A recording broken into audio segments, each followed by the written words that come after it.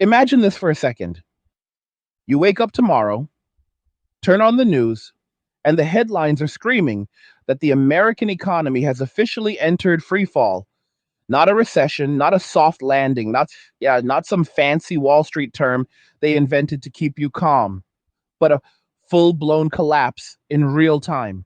Stores are half empty, prices are through the roof, layoffs are hitting every industry, and the government is printing money like it's going out of style, which it literally is. And right in the middle of this chaos, millions of men, the very same men who built the roads, the buildings, the companies, the taxes that keep the whole system afloat, have quietly looked around, shrugged, and walked away. They're not marching in the streets. They're not begging for attention. They're just gone.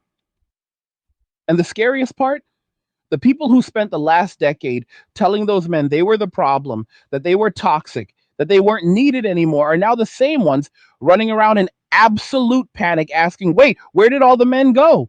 Stick with me to the very end, because by the time this video is over, you're going to see exactly why those men are never coming back, and why that single decision is accelerating the fastest economic collapse most of us will ever witness in our lifetimes. If you're ready for more raw, no filter, angry guy content that the mainstream will never tell you, smash that like button right now.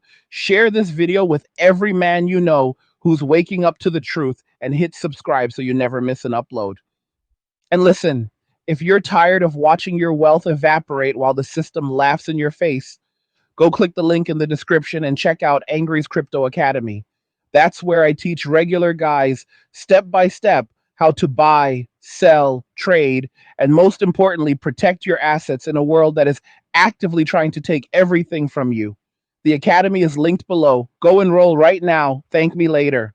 Also, if these videos are hitting home and you want to keep the angry guy firing on all cylinders, buy me a Red Bull through the link in the description. Every candy keeps the truth coming. Let's get into it. The American economy is not struggling, it's anesthetizing. It is not going through a rough patch. It is collapsing right now in real time, and the numbers don't lie, even though the corporate media will do everything in their power to spin them. Inflation is still eating your paycheck alive. Real wages, when you adjust for inflation, have been falling for most working age men for years. Home ownership for men under 40 is at the lowest level since the Great Depression. Credit card debt just hit an all-time high of over $1 trillion dollars. And the federal government is adding another $1 trillion to the national debt every single 100 days. That is not sustainable. That is the sound of a system that is already dead and just hasn't fallen over yet. But here's where it gets really interesting, because while politicians and talking heads argue about whose fault it is, millions of men have already voted with their feet. They have looked at the deal they were offered, looked at the society that spent years telling them they were the source of every problem, looked at the family court system, the workplace discrimination, the cultural demonization, and they said, you know what? I'm out. They have left the workforce in numbers we have never seen before. They have stopped dating, stopped marrying, stopped having children, stopped paying into a system that treats them like disposable utilities. And the moment they did that, they pulled the one pin that was holding this entire Jenga tower together. Because here is a fact that almost nobody on mainstream television will ever admit out loud. Men are the primary wealth creators in every single functioning economy on planet Earth. Not women, not government, not corporations, men, especially younger men. The 25 to 54-year-old demographic that used to be the backbone of every great economic expansion in history. When those men show up, work 60-hour weeks, start businesses, invent things, pay the overwhelming majority of taxes, and spend their money on families and houses and cars, economies grow. When those men disappear, economies collapse. It's that simple. And disappear they have. Right now, in the United States, the labor force participation rate for prime working age men is at levels we haven't seen since the 1930s. Millions of men have simply dropped out. They're not unemployed in the official statistics because they're not even looking for work anymore. They've gone home. Some of them are living with parents, some on savings, some on disability, some doing cash work under the table, some just getting by on the absolute minimum. And almost all of them have one thing in common. They looked at the return on investment for participating in this society and decided it was negative. Negative for their finances, negative for their mental health, negative for their freedom, negative for their future. And the data backs this up in ways that should terrify anyone who still thinks everything is fine. Men pay approximately 80% of all income taxes in this country. Women make roughly 80% of consumer purchases. Do you see the problem here? The people who create the wealth are walking away, while the people who spend the wealth are still spending, except now there's less and less wealth being created to spend.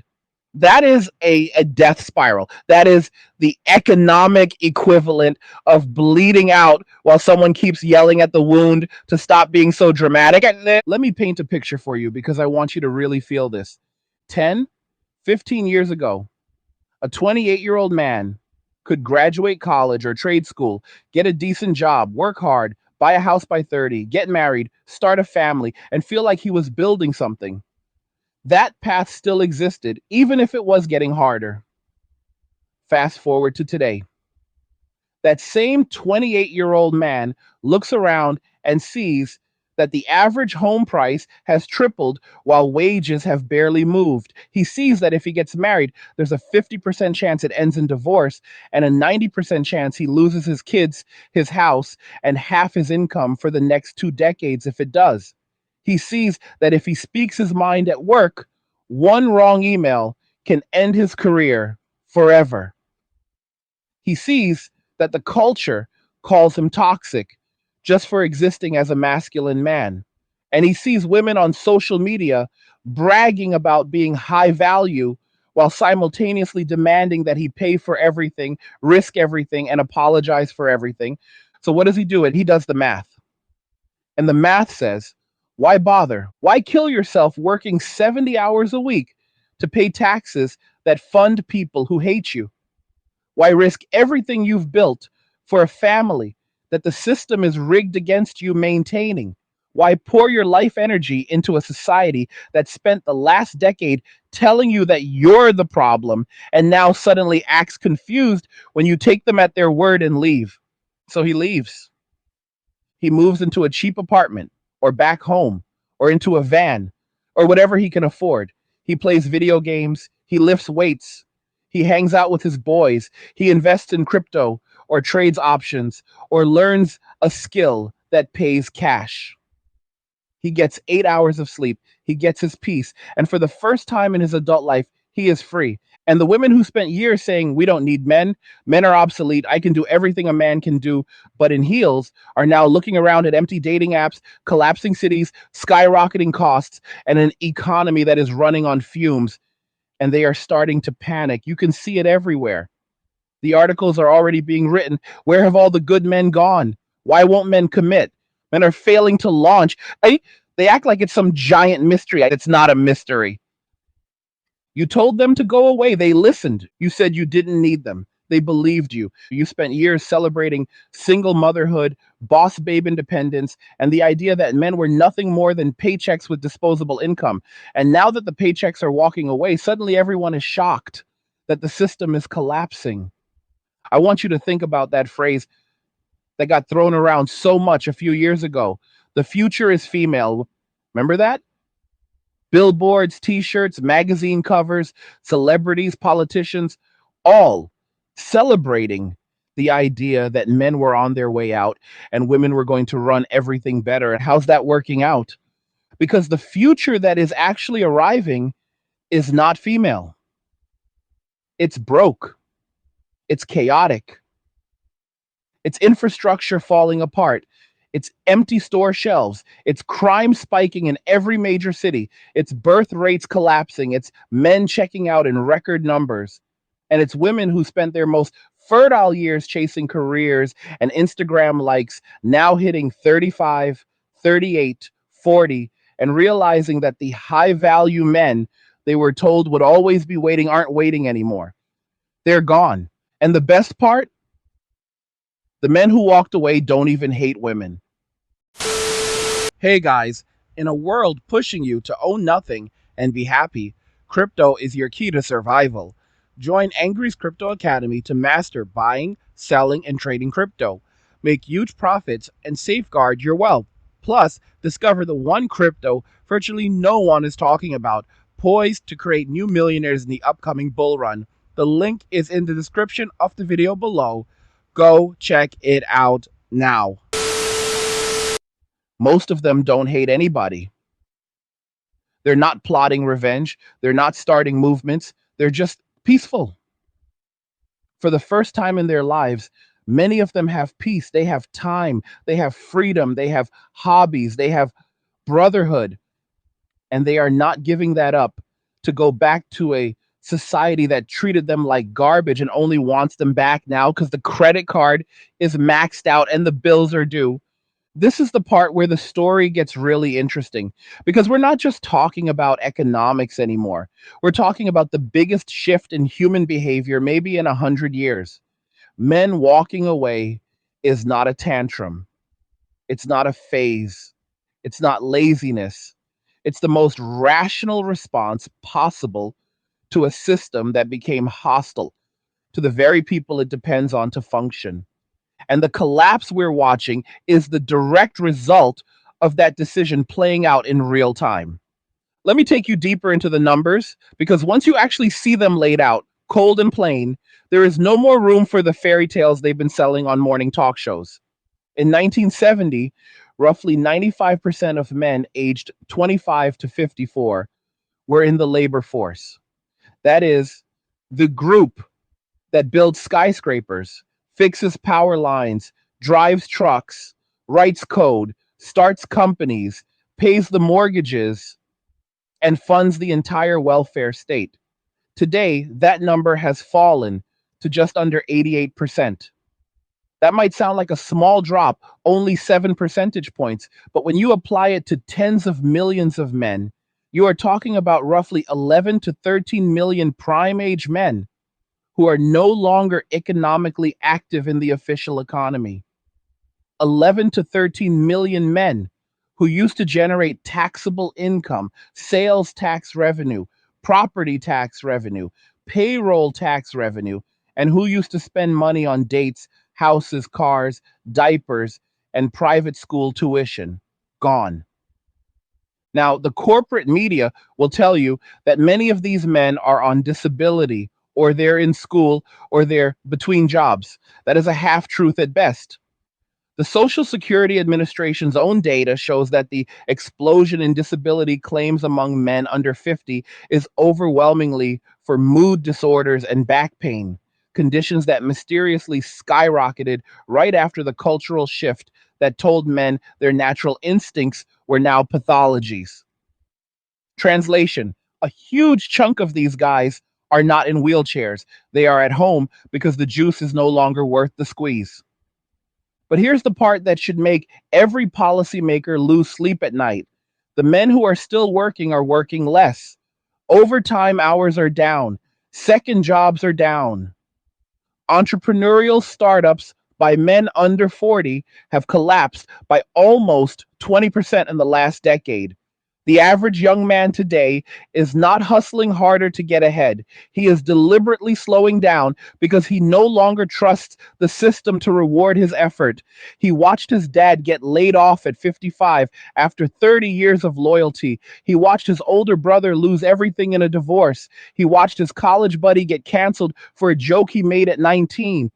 And he decided quietly and rationally, I'm not playing that game. So the tax base shrinks. The consumption engine sputters, and the people who spent the last 15 years celebrating the decline of men are now writing frantic articles with headlines like, "The end of men is killing the economy," as if they are shocked that arithmetic still works. Let me read you a few real headlines from the last 12 months alone, because this is comedy gold if it weren't so tragic. Dash, dash, why are young men giving up on work? Dash, dash, The Atlantic. Dash, dash, the crisis of men and boys. Dash, dash, the New York Times. dash dash, where have all the men gone? By dash dash, the Wall Street Journal. Dash, women are out earning men, but still can't find anyone to date. Dash, Business Insider. Dash, the economy needs men to get back to work. Dash, Bloomberg. They are all saying the same thing in different fonts. Wait, we were joking when we said we didn't need you. Come back, please. The bills are due. And the best part? The men are not angry anymore. That is what terrifies the system the most. Angry men can be negotiated with. Angry men can be shamed. Angry men can be offered a slightly better deal and they'll come running back. But these men are not angry. They are indifferent. They are at peace. They are playing Elden Ring at 2 p.m. on a Tuesday with a clear conscience and a fully charged controller. And they have zero intention of saving a society that spent years telling them they were the villain. I want you to picture a scene that is playing out in millions of homes right now. A 32-year-old guy, let's call him Mike. Mike has a mechanical engineering degree. 5 years ago, he was making 85 grand a year, engaged, renting a nice apartment, grinding overtime, thinking he was on the conveyor belt to the American dream. Then his fiance cheated, kept the ring, kept the dog, and posted on Instagram about how all men are trash. Mike got laid off in the 2022 tech purge. When he finally got another offer, it was for 60,000, fully remote, but with a manager who sent out Slack messages about toxic masculinity every other week. Mike looked at the offer, looked at his bank account, looked at the dating apps where every profile said 6 feet or bust, no Trump voters, be fun but also pay for everything. And he did something radical. He turned the offer down. He moved back in with his parents for 6 months, paid off the last of his debt, bought a used truck with cash, started doing side work, fixing heavy equipment for local farmers, cash under the table. He lifts 5 days a week, plays video games with his boys online every night, trades a little crypto, and sleeps like a baby. His blood pressure is the lowest it's been since high school. He hasn't been on a date in 2 years, and he doesn't care. For the first time in his adult life, nobody is yelling at him. Nobody is extracting from him. Nobody is telling him he's broken for being born male. Mike is not a statistic. Mike is legion. There are millions of Mikes right now, and their numbers grow every single day.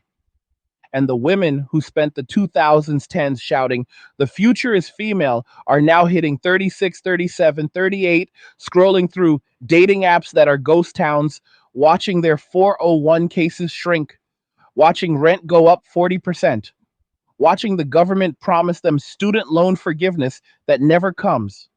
And they are writing long TikToks with tears in their eyes, asking, where are all the good men? Sister, you told them to leave. They left. That's where they are. You celebrated when they were called the toxic. You laughed when they lost their jobs over a hashtag. You bragged about not needing a man while you secretly expected one to show up with a 6-figure income and a six-pack to rescue you from the consequences of your own choices. And now the rescue party is not coming because the rescue party is at home, finally happy for the first time in years. This is not revenge. This is cause and effect. You broke the social contract, and men are simply respecting the new terms you wrote. I need you to understand how fast this is accelerating. Birth rates in the United States are now at the lowest level ever recorded in peacetime. We are not replacing our population. South Korea just recorded a fertility rate of 0.72. That is apocalyptic. Japan is already closing schools by the thousands because there are no children. Italy is paying people to move to dying villages because the young people are gone. And here in America, we are on the exact same trajectory, except we imported millions of people to paper over the problem temporarily. But even that Band-Aid is coming off because the men who used to pay the taxes that fund everything are walking away. And no amount of immigration can replace the economic output of a motivated 30-year-old American man who actually believes in the future. Every empire in history collapsed when its men stopped believing the story they were being sold. Rome didn't fall because of barbarians at the gates. It fell because Roman men stopped having children, stopped joining the legions, stopped caring whether Rome lived or died. Bread and circuses kept the masses distracted for a while, but eventually the legions were half empty and the tax base evaporated. Sound familiar? We are living through the same movie, just with better graphics and worse music. And the most frustrating part is that the people in charge still refuse to admit the obvious.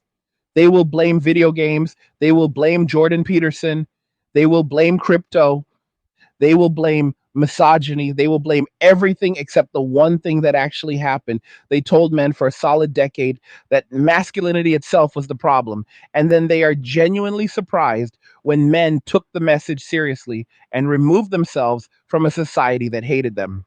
Let me say that again because it deserves to be heard clearly.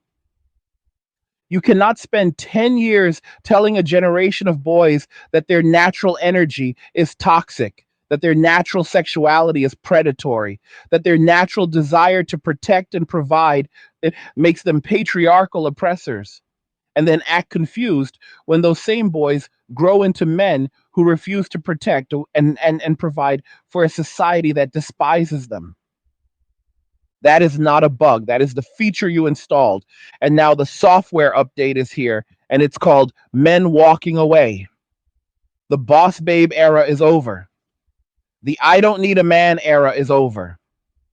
The men are trash era is over.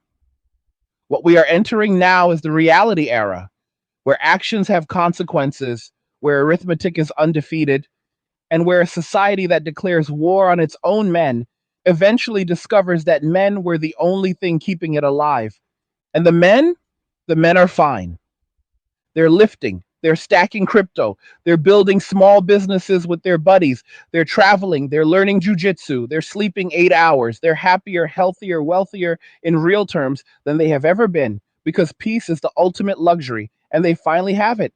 And no amount of crying on TikTok, no amount of New York Times think pieces, no amount of government incentives, no amount of where have all the good men gone podcasts is going to lure them back into a burning building they already escaped. Because once a man tastes freedom, once he realizes that his peace is worth more than applause from people who hated him yesterday, there is no offer on earth big enough to drag him back into the cage. That is the new reality, and we are only in the early innings. The next phase of this collapse is already scripted, and it is going to hit harder and faster than most people can emotionally prepare for. We are moving from the, something feels off stage to the holy hell. The grocery store only has three kinds of meat, and the ATM just gave me a $20 surcharge stage. And every single step of that acceleration is going to be met with the same stunned confusion from the very people who spent the last decade cheering it on. Let me walk you through exactly how this plays out over the next 3 to 7 years. Because once you see the sequence, you will never unsee it. First, the tax base continues to shrink. Cities and states that already can't pay their bills, Chicago, Portland, San Francisco, New York, New Jersey, Illinois, California, start defaulting on pensions and bonds. Teachers, firefighters, and cops stop getting paid on time. Garbage piles up, streetlights go dark. Crime explodes because the people who used to enforce order are now walking off the job themselves. The men who used to pay 80 to 90% of the property taxes in those cities are either gone, renting instead of owning, or they've moved to low tax red states where nobody lectures them about pronouns at the DMV. Second, the federal government tries to paper over the problem the only way it knows how: print more money, trillions more. The dollar loses another 30 to 50% of its purchasing power in less than 36 months. Imports get scarce. Anything made overseas, electronics, clothes, medicine, car parts, doubles or triples in price overnight. The people who spent years mocking doomsday preppers suddenly discover that Costco has a 200-person line at 6 a.m. and the shelves are half empty by 7:30. Third, the welfare state begins to crack. Social Security checks are still mailed, but they buy half of what they bought in 2024. Section 8 wait lists stretch 5 to 10 years. Food stamp allocations get quietly cut due to budgetary constraints. Single mothers who were told the government will take care of you discover that the government is now sending them a letter saying, "Sorry, we're broke, good luck." The same politicians who promised free everything suddenly can't even keep the lights on in the Capitol. Fourth, the corporate girl boss empire implodes. All those diversity hire middle managers who never built anything, never sold anything, never fixed anything, suddenly find themselves laid off in waves. The companies that spent a decade prioritizing lived experience over competence discover that competence was load bearing. Stock prices crater, 401ks get wiped out. The women who bragged about making six figures doing what they love while working 25 hours a week from home now can't get a call back for a 17 an hour customer service gig. Fifth, the dating market becomes a full on dystopian nightmare. By 2028 to 2029, the male to female ratio on every app for the 25 to 40 crowd is going to look like a Saudi oil rig. 8 or 10 women for every one man who is still willing to participate, and the remaining men who haven't walked away completely, they're the top 3 to 5%. The guys who are 6 feet 2 inches, make $300,000 plus, look like fitness models, and have options on 3 continents. The average woman who spent her 20s chasing the top 20% and broadcasting her body count like a participation trophy suddenly realizes she is competing with thousands of other women for the attention of a handful of men who already know they hold all the cards. The coping will be legendary. The "Where are all the good men" articles will turn into "Why won't men settle for less" manifestos. And still, the men will not come back. Sixth, the birth rate falls off a cliff so hard that demographers will run out of adjectives. We are already at 1.62 births per woman. By 2030, we will be under 1.3, maybe lower. That is Greece level, Spain level, South Korea level collapse. Schools start closing by the hundreds every year. Pediatric hospitals turn into ghost towns. The entire economic model that depends on an ever expanding population of future taxpayers just stops.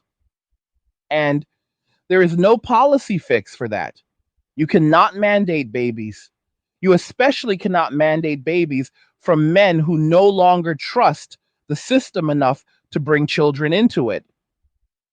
Seventh, the government gets desperate. They will try everything. They will float the idea of a man tax on single childless men. They will offer six-figure signing bonuses for men to get married. They will try to shame men on national television. They will bring back the draft and act shocked when half the recruits never show up.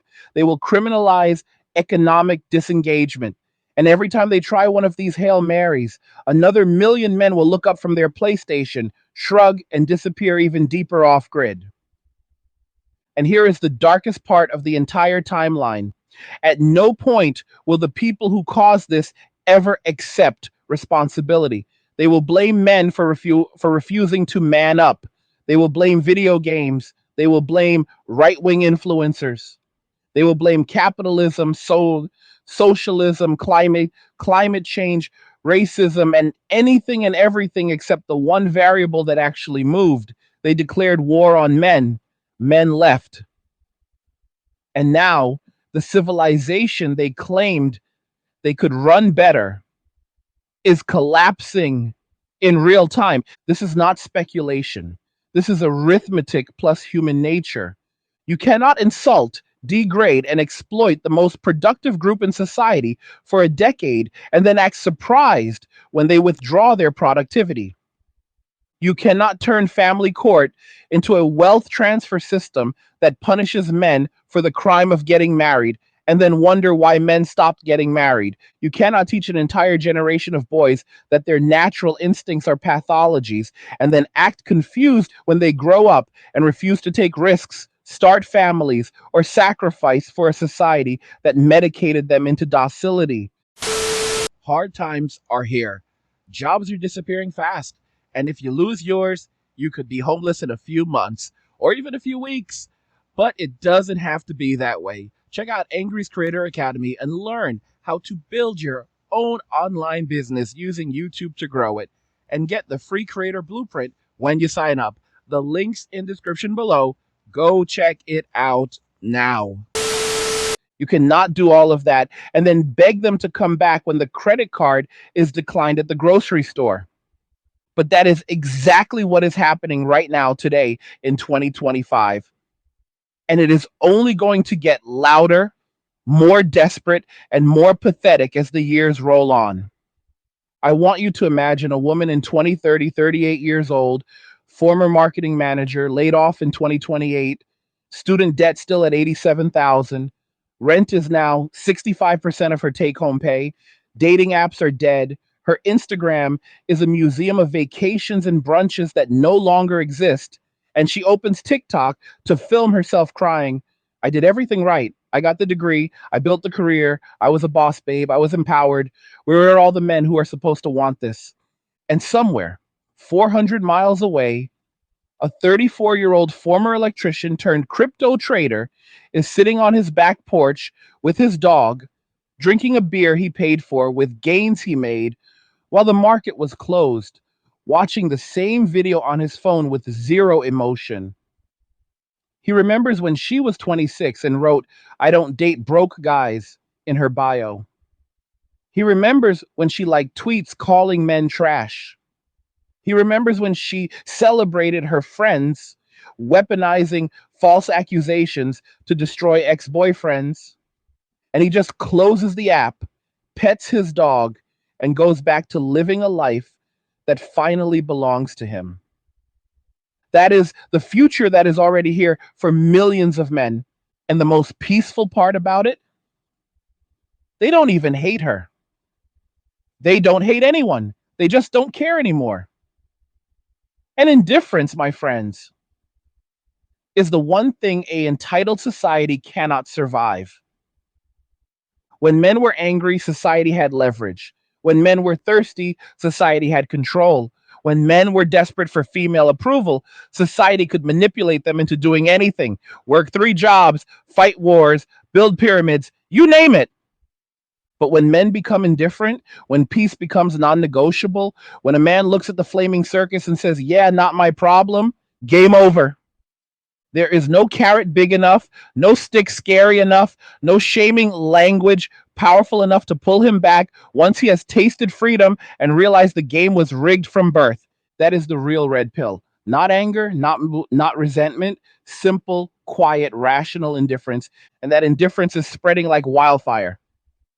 Every day, another 10,000 men wake up, look around, do the math, and join the ranks of the disappeared. They delete the dating apps. They stop caring about promotions. They stop answering the calls from recruiters. They stop arguing online. They stop trying to save a society that never wanted saving by them in the first place. They just walk away. And every day the machine loses another gear. Every day the tax base shrinks a little more. Every day the future gets a little darker for everyone who thought men were optional. This is not the end of the world. This is the end of a world.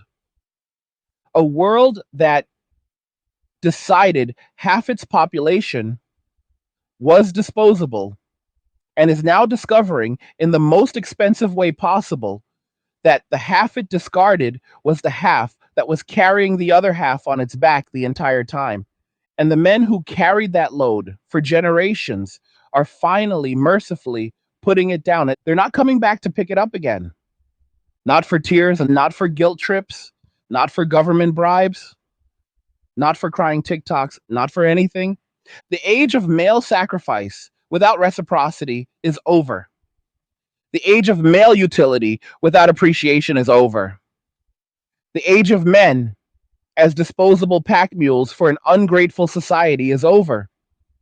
We are entering a new age, an age where men choose peace over participation to death, an age where a man's loyalty is earned, not assumed, an age where a man's presence is a privilege, not a punching bag.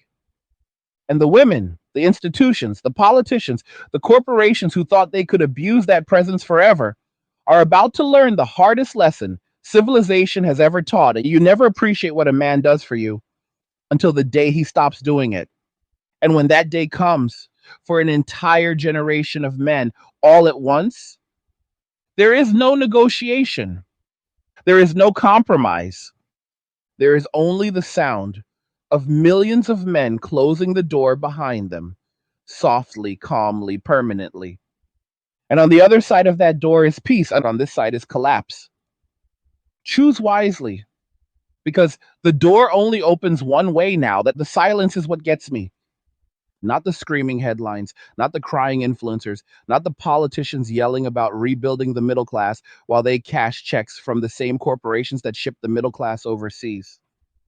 The silence. Millions of men have simply stopped talking back to the machine. They've stopped explaining, stopped debating, stopped trying to convince anyone they matter.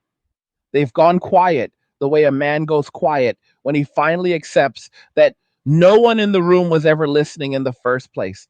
That silence is deafening if you know how to hear it. It's the silence of a factory that never reopened after 2020. It's the silence of a suburban house that never sold because no young couple can afford the mortgage anymore. It's the silence of a church pew that stays empty on Sunday because the men who used to fill it realized the pastor would rather preach about white privilege than marital fidelity. It's the silence of a dating app inbox that never pings. It's the silence of a 3 a.m. Discord call where six guys are laughing, trading crypto charts, lifting PRs, and not one of them mentions a woman, a boss, or the news for 8 straight hours. That silence is the sound of an entire civilization losing its mind because the people who used to keep it running have discovered something more valuable than applause: peace of mind. And the craziest part? The men aren't hiding. They're right there. You can see them at the gym at 11 a.m. on a Wednesday. You can see them walking their dogs in cargo shorts and hoodies, smiling at nothing.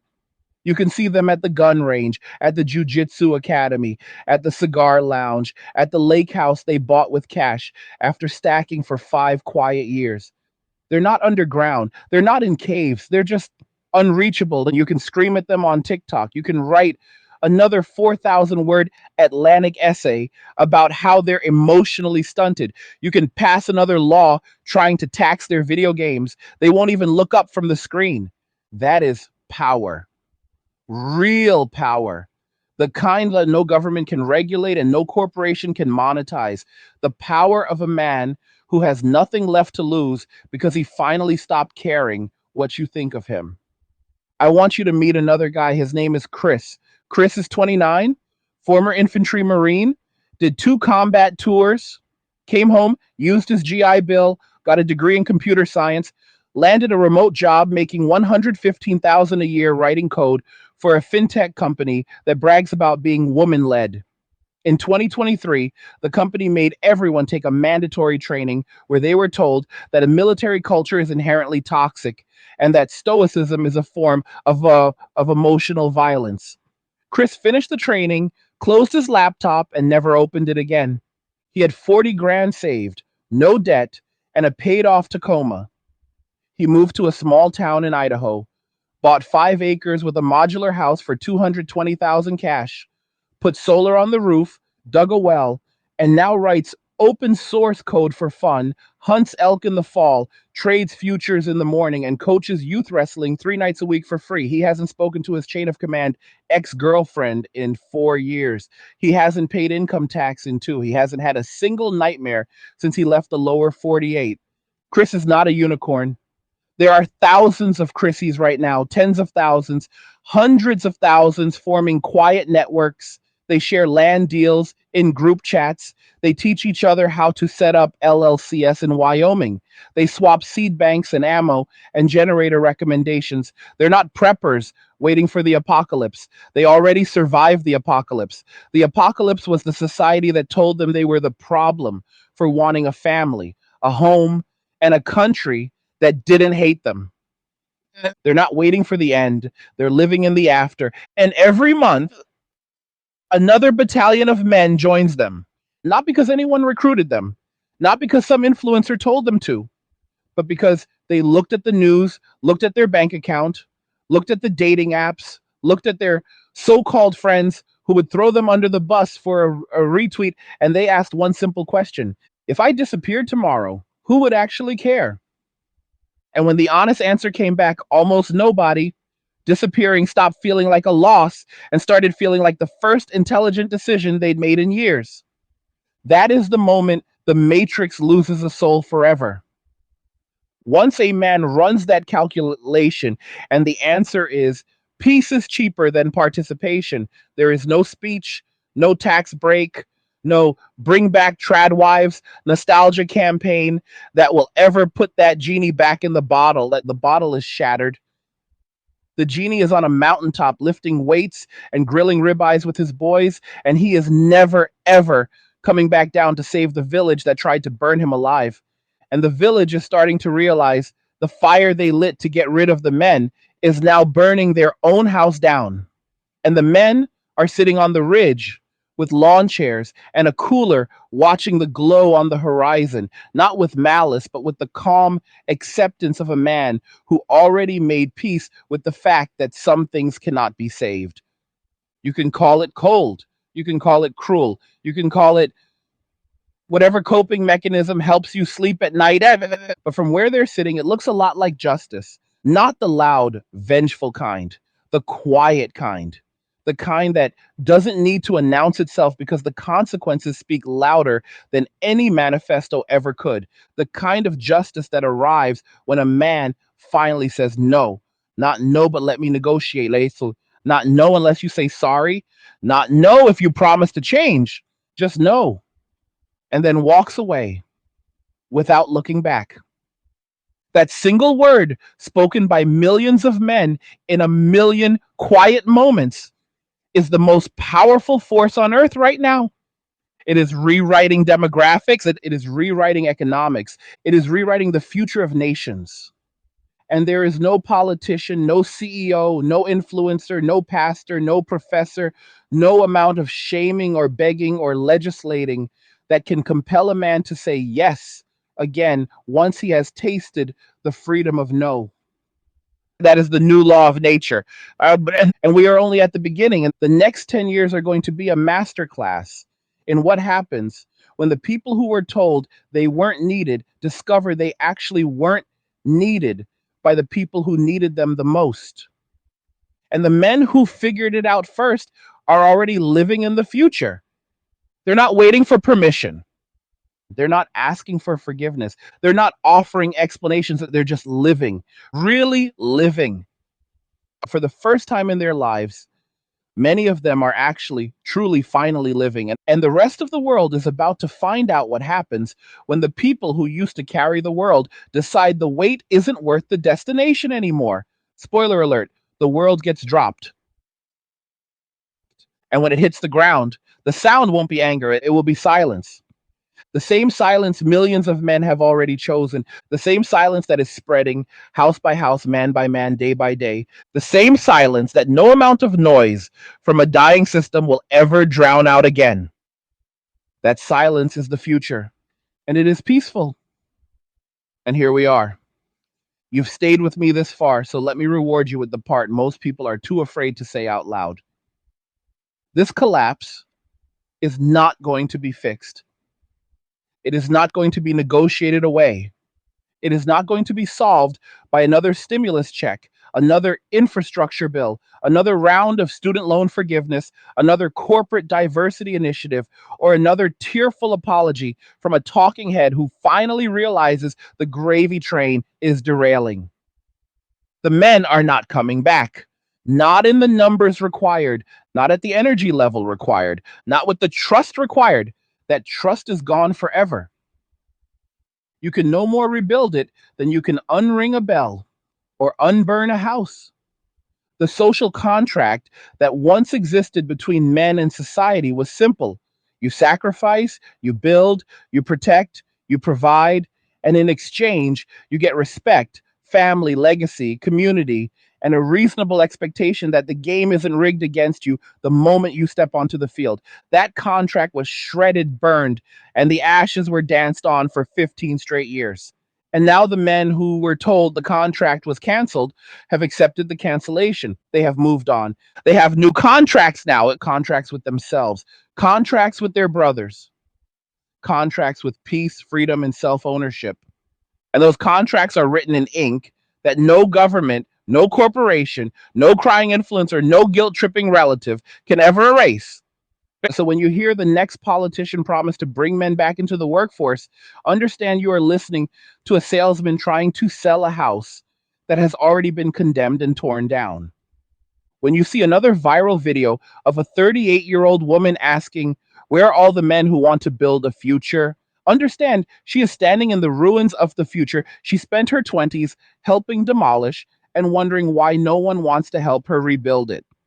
When you see another think tank report about re engaging young men, understand they are trying to reattach a limb that was amputated years ago and has already learned to live a better life without the body that abused it. The limb is gone, the men are gone, and they are happier, healthier, wealthier, calmer, stronger, and more purposeful than they have ever been in their entire lives. They are the first generation in history to discover that opting out is the ultimate cheat code. And once a man runs that code, once he boots up a life where his peace is the highest priority, there is no patch, no update, no hot fix that will ever make him voluntarily reinstall the old operating system of grind, tax, sacrifice, shame, repeat. He has seen the matrix. He has taken the red pill, swallowed it with a protein shake, and gone back to sleep, his own sleep, on his own terms, in a bed he owns, in a life he controls. And that, my friends, is the most dangerous man on earth to a dying system. A man who no longer needs anything it has to offer. And a man who is free, truly free, for the first time since he was born, free. Free from expectation, free from extraction, free from the nonstop psychological warfare that told him his value was only in what he could provide to people who despised him.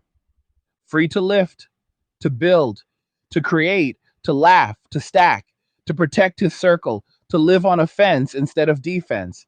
That man is unstoppable. Multiply him by 10 million and you don't have a movement. You have a new civilization being born in the ashes of the old one, quietly and calmly, without fanfare, without asking permission. While the old world screams and cries and begs and bribes and threatens, the new one is already here. It meets on private discords at 2 a.m. to share land opportunities in Paraguay and Montana. It meets at 5 a.m. in garages turned into powerlifting gyms. It meets around fire pits with ribeyes and whiskey, talking about soil pH and Bitcoin cold storage and how to teach the next generation, the few who still choose to have kids, never to kneel to a system that hates them. It is small now, but it is growing every single day. And it is growing for one simple reason: peace is addictive. Once a man has it, he will move mountains to keep it. He will cross oceans to protect it. He will burn every bridge behind him before he ever lets anyone take it away again. That is the fire you do not negotiate with. That is the line you do not cross. That is the future that is already here for the men who chose themselves first. And for everyone else, the ones still waiting for the men to come back and save the day, the ones still pretending the collapse is just a rough patch, the ones still coping with phrases like "not all women" and "we can fix this if men just try harder," their future is already written too. It is lonely apartments and frozen eggs and 60-hour work weeks for wages that buy less every year. It is cat food and box wine and endless scrolling through memories of a youth wasted on people who ghosted when the filters came off. It is realizing at 45 that the empowerment they were sold was just a prettier cage with worse lighting. It is the slow, grinding realization that freedom was never about having it all. It was about not being forced to pay for everyone else's version of it. And by the time that realization hits, the men will be so far gone, so deep into their new lives, so surrounded by peace and purpose and brotherhood, that the idea of going back will feel like volunteering to walk back into a prison that already tried to kill them once. No sane man does that ever. So, this is the end of the story for the old world. Not with a bang, not with revolution, not with violence or rage or any of the dramatic things people keep predicting. Just with millions of men, one by one, turning their backs, closing the door, and walking toward the light they should have been allowed to walk toward from birth. And the old world, it gets to sit in the dark it demanded. It gets to live with the consequences it celebrated. It gets to discover that be careful what you wish for is not a warning, it is a prophecy. And that prophecy has already come true. The men are gone. The future is here, and it is peaceful. What did you think about all of this? Do you see it playing out around you? Do you agree, disagree, feel something in the middle? Drop your thoughts in the comments. I read every single one. Like the video if it hit hard. Don't forget to subscribe if you're new. And if it resonated, share it with one man who needs to hear he's not crazy for choosing peace. All roads lead to MWA, men walking away. And cheers. Nothing says you care like crypto. Nothing can compare. Nothing says you care like crypto. Oh, nothing can compare to crypto.